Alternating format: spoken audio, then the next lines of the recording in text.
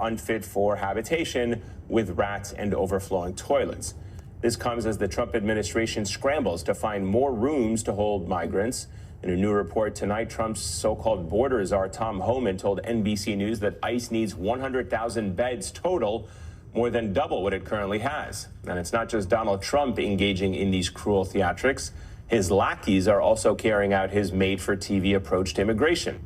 This week, TV personality and outspoken Trump supporter, this guy, Dr. Phil, somehow tagged along on an ICE arrest in Chicago with Homan, apparently to cosplay as a cop. Are you a citizen? My mom's a citizen. Your mother's a citizen? Yes. But you're not? Nope. And then there's Kristi Noem, who was just confirmed as Homeland Security Secretary. She's making ICE high fashion, wearing a bulletproof vest, a cap, and a full hair, makeup as well for both deportation raids and TV appearances. Here in New York City this morning, we are getting the dirt bags off these streets. The facilities can be stood up quite quickly. They're soft-sided. We have the space. We just got to get to work.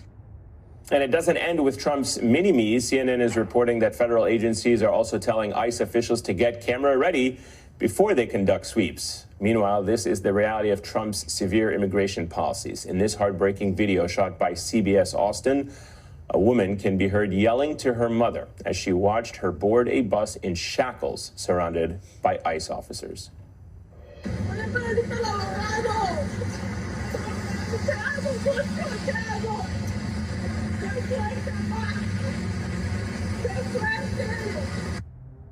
Now, federal and local officials tell CBS Austin that these raids were exclusively focused on immigrants who committed violent crimes.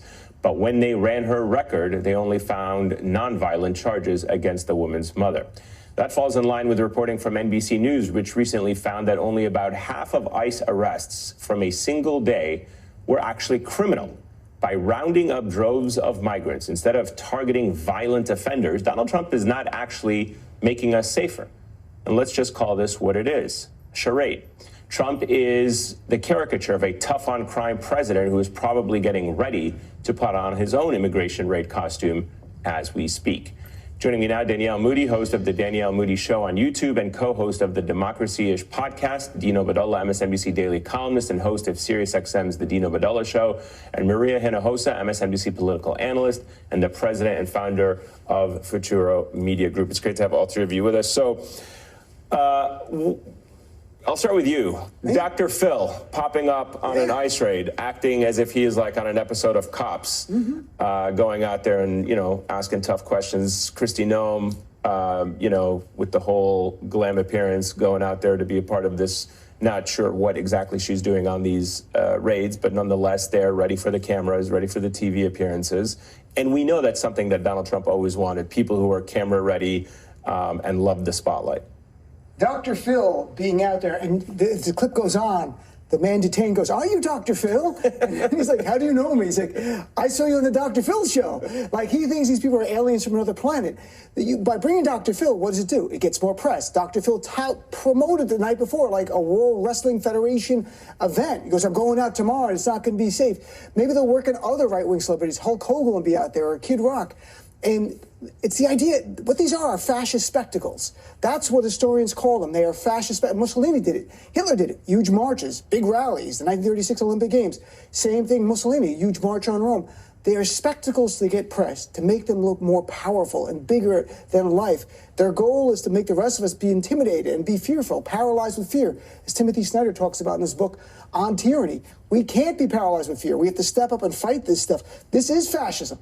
We're seeing it right in our streets right here. The use of the military, which would be next, in the streets of America to round up people who are brown. And in New Jersey, they detained a guy who was a U.S. military veteran, a U.S. citizen, and they mocked him because he said, "I'm an American." And they mocked him for it, and Congressman Bonnie Watson-Coleman and others denounced it. So this is a spectacle. It is called a fascist spectacle. People can Google that term. It is real. The problem with this, though, is that we're talking about it here, but there are probably large swaths of the country who are just watching right-wing media and who follow Dr. Phil. And they're probably buying the fact that, like, finally Donald Trump is in power 2 weeks in. He is fixing the immigration system, and they are just eating it all up. I think that it's not going to be until you start to see people don't know where teachers are and nannies are, and people don't show up for work at restaurants, and you're already hearing about large populations of students in Texas all of a sudden are out sick. 2,000 out of a district that has 2,000 kids, 600 were home sick over the last week, right? I think that until people see the real life consequences of people that they have a relationship with, that they may pass as their neighbors on the street, that it's not going to hit them. Like Donald Trump and this administration can put on whatever show that they want, but these have real life consequences that are going to begin to have a ripple effect on our day-to-day lives, from the grocery stores to who we didn't I used to see this person and now they're gone? Like, what happened to my kid's playmate that is no longer around anymore? All of a sudden, people are not showing up for work. This affects all aspects of our lives because that's how intertwined and interconnected we are. So these are not these quote unquote foreign people that need to be taken out of the country. They are embedded in all of our lives, and we will see the effects when people begin to disappear. Maria, probably one of the uglier parts of this saga that is unfolding is Guantanamo Bay, and this facility that was notorious for abuse and torture, now again being used in this draconian way. You know, President Obama, I remember trying to shut it down. President Biden tried to shut it down. They couldn't do it, and yet this facility continues to haunt us in ways that perhaps we've probably never imagined. Yeah. I mean, I'm thinking about the fact that Guantanamo ties back to my own PTSD from 9/11, right? And then knowing and talking to people tied to the horror of Guantanamo. But, you know, I interviewed AOC this week. It was an hour-long interview for Latino USA. And one of the things that she said, right, was, I'm not going to give them my fear. Right, because this is all about trying to make us feel so overwhelmed. And so she was like, they feed on my fear, and I'm not going to give them my fear. But at the same time, you know, when you have to think about the parallel moments, so, okay, in all honesty, I was doing therapy this morning, right, with my refugee Argentinian therapist, right? I'm going to need that number after the show, if you don't mind. She is amazing, right? She's amazing. And one of the things she said is, look, I lived through what happened in Argentina. They will destroy people, but they don't destroy the heart of the people. They don't destroy the heart of the people. And what we have to think about is how we flip this narrative. I mean, as you know, I've been saying ad nauseum, right? And I just, again, put it on my social media.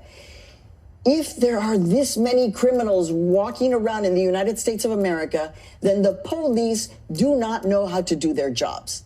Then it is not an immigration problem, it's a crime problem. And we don't have a crime problem in the United States of America right now. We don't have a crime problem.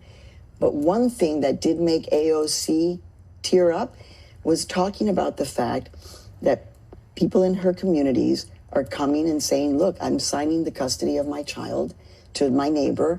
I'm going to self-deport so that I can come back in a decade. Because if you get deported, you can't come back. If you remove yourself, you can potentially come back. But the thought of, again, family separation, it's not the first time it's happening in our country. Enslaved people were giving their children to other people so that they would get out of slavery, right? In the Holocaust, people were hiding people, getting their children outside. So this is what's happening now, that people are living in. That's what's happening. So it is fascism, and it's happening, though we won't see that part of the family giving their child over to a neighbor to take care of. So what do you think needs to happen from those who want to oppose this, you know, as you said, fascist spectacle right now? I mean, as I was talking earlier with Congressman Garcia about the fact that, you know, this time around 8 years ago when Trump was just coming into office, there were mass mobilization efforts against the Muslim ban and all kinds of other things. There was the Women's March. We were beginning to see the kind of birth of civil protests in this country. And yet here we are 2 weeks into this, some very draconian measures on the domestic side with the inspector generals, the FBI and the DOJ, these raids, and we're not seeing that kind of mass mobilization. We're not seeing that concern. What I can tell you is listeners to my show want Democratic leaders in Congress to be louder, to be more vocal, to have a unified message. Because you have some great fighters, Congressman Garcia, AOC, Jasmine Crockett, Jamie Ryan. We can go through the list of some. What's missing are Democrats using every lever of government to stop Donald Trump wherever they can, from screaming, having press conferences, not just in the bottom of the Senate behind a podium, but getting out into the streets, going to people, talking to them, showcasing what's really going on. People are very, very upset. There's a lot of anger. People are not checked out anymore. They've checked in, at least the ones I'm talking to on my show. They want Democratic leadership, and if they're not going to step up, then Democratic leaders who are there should step aside and let the next generation step up. The stakes are too high for this kind of gamesmanship where things are normal. They're not normal. And people have to understand, this is not a normal time. We're going to a very dark place. It's getting darker by the day, but there are glimmers of light in the Democratic Party. We need more of that, louder, every single day. I love that you're like in the Democratic Party. I'm like, well, they've, where have they been? Although I will say that there have been pro-immigrant demonstrations that are popping up. There was one last weekend in Dallas, hundreds of people.